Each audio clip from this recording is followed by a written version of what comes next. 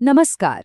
आज के इस खास विश्लेषण में एक ऐसी कहानी पर बात होने वाली है जो सीधे दिल को छूती है। लकड़हारे का बेटा और सफलता की नींव। ये कोई आम कहानी नहीं है, बल्कि ये दिखाती है कि असल में सफलता का ढांचा कैसे तैयार होता है। अक्सर लोग सोचते हैं कि कामयाबी तो बस किस्मत का खेल है ना? लेकिन आज की इस चर्चा में ये बिल्कुल साफ हो जाएगा कि सफलता कैसे ईंट दर ईंट, पसीने और संघर्ष से बनती है। तो चलिए इस बेहद भावनात्मक और दिलचस्प सफर की शुरुआत करते हैं। तो चलिए बिना किसी देरी के सीधे कहानी में उतरते हैं। इस पूरी यात्रा की शुरुआत एक बहुत ही शक्तिशाली विचार से होती है। बेटा, मेहनत करने वाले कभी हारते नहीं। सोचिए, ये सिर्फ कुछ शब्द नहीं है, बल्कि एक माँ का दिया हुआ वो मूल मंत्र है जो आगे चलकर हर मुश्किल में एक ढाल बनने वाला है।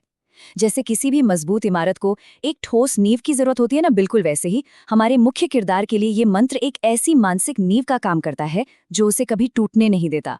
हमारी कहानी का पहला अंक है गरीबी और गहरा प्रेम। ये हिस्सा हमें एक छोटे से गांव में ले जाता है जहां रामू नाम का एक गरीब लक्कड़हारा और उसका छोटा लेकिन बेहद समझदार बेटा मोहन रहते थे। अब यहाँ अभाव और सच्ची अमीरी का जो फर्क है वो एक रात की छोटी सी घटना से बिल्कुल साफ हो जाता है। घर में रात के खाने के लिए सिर्फ एक ही रोटी बची थी। अब एक पिता होने के नाते रामू ने वो रोटी मोहन की तरफ सरका दी और झूठ बोल दिया कि उसे भूख नहीं है। ये उनकी जिंदगी की बेहद कठोर सच्चाई थी। लेकिन मोहन, वो कोई आम बच्चा नहीं था। वो समझ गया कि पिता भूखे हैं।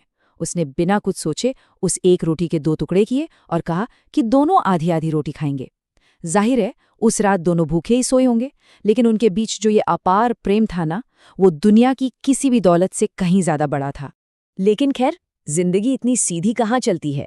यहां से शुरू होता है दूसरा अंक, एक अप्रत्याशित संकट।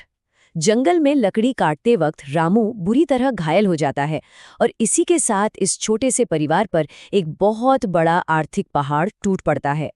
ऐसे वक्त में जब इंसान को सबसे ज्यादा मदद की जरूरत होती है, समाज का रवैया कभी कभी कितना क्रूर हो सकता है, ये यहाँ देखने को मिलता है। आय का इकलौता साधन छिन चुका था और मदद करने के बजाय गांव वालों ने ताने मारना शुरू कर दिया। अरे, गरीब लोग तो गरीब ही रहते हैं। ये बात सिर्फ एक ताना नहीं थी, बल्कि ये समाज की उस कड़वी मानसिकता को दिखाती है जो कमजोर को हमेशा कमजोर ही देखना चाहती है। इस एक वाक्य ने नन्हे मोहन को अंदर तक झकझोर कर रख दिया और उसकी आंखों से आंसू छलक पड़े।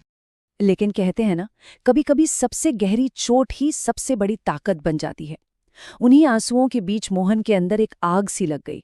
गांव वालों का वो ताना उसके लिए एक अलार्म बन गया। उसने उसी पल रोते हुए ये कड़ा संकल्प लिया, अब मैं अपनी किस्मत खुद बदलूंगा। ये पल इस पूरी कहानी का टर्निंग पॉइंट है। यहाँ मोहन एक लाचार बच्चे के रूप से बाहर निकलकर अपनी तकदीर खुद लिखने वाला एक नायक बन जाता है। और यहीं से शुरू होता है तीसरा अंक, मेहनत का कठिन रास्ता। देखिए, संकल्प लेना तो बहुत आसान है, लेकिन उसे सच कर दिखाना शरीर और आत्मा दोनों की परीक्षा ले लेता है। सफलता कोई जादू की छड़ी घुमाने से नहीं मिलती। इसके पीछे एक खून पसीने वाली दिनचर्या होती है। जरा मोहन का रूटीन देखिए। सुबह सुबह उठकर अखबार बेचना, दोपहर में स्कूल जाना क्योंकि उसे पता था कि शिक्षा ही उसकी असली ताकत है, और फिर रात को एक होटल में जूठे बर्तन धोना। ये कोई 1 या 2 दिन की बात नहीं थी, ये उसका हर दिन का रूटीन था। शरीर थककर चूर हो जाता था, हड्डियां दुखती थीं, लेकिन वो सपने बिल्कुल जिंदा थे। और हर रात उस भयंकर थकान के बीच बस माँ की वही एक बात गूंजती थी कि मेहनत करने वाले कभी हारते नहीं। इसी अथक परिश्रम के बीच कहानी पहुंचती है चौथे अंक पर, सपनों की उड़ान।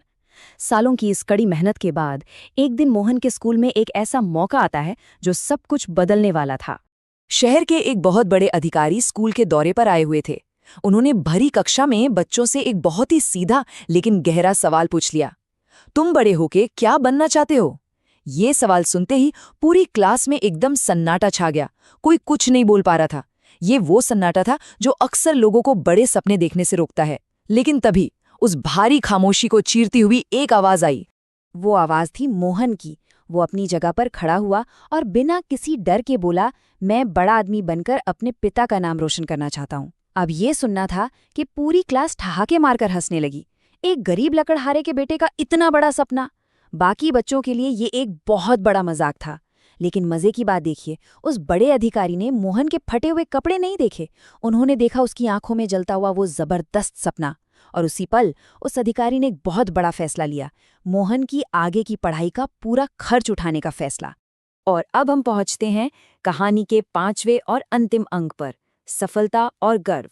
यहाँ हम सीधा कुछ साल आगे चलते हैं, जहां दिन रात की उस अटूट मेहनत का एक बहुत ही शानदार और गर्व से भरा परिणाम सामने आता है। जिस लड़के ने कभी रात रात भर होटल में बर्तन धोए थे, आज वो एक बहुत बड़ी परीक्षा पास करके खुद एक बड़ा अधिकारी बन चुका था। लेकिन सच्ची सफलता का एहसास तब हुआ जब वो सीधा अपने बूढ़े पिता के पास पहुंचा।